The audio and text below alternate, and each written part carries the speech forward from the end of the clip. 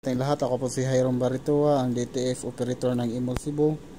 So update sa machine namin po ay hindi pa po siya nagra-running since sinihintay ko pa yung pisa nito na ipapadala ni Kuya Bern, pero mini-maintenance ko sa araw-araw po. Ito po yung print head area, ito naman yung capping, head clean,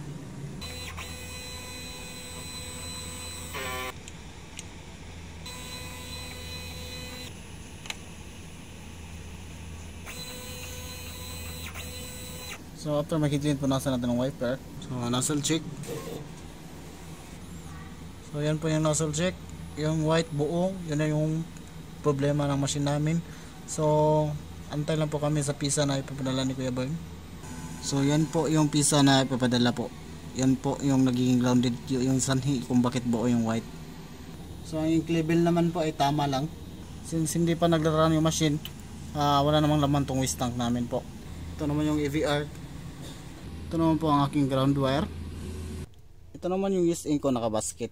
Ito naman naka-sealed pa po. Ito yung mga hindi ko pa nanagamit. Ito yung sa powder. Ito naman yung sa film. So wala namang problema sa mga stocks ko. Halos kompleto naman po.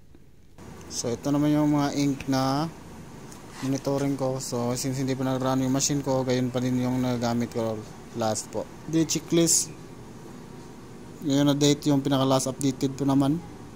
At sa daily workload wala po kung load po. So yan lang po, salamat.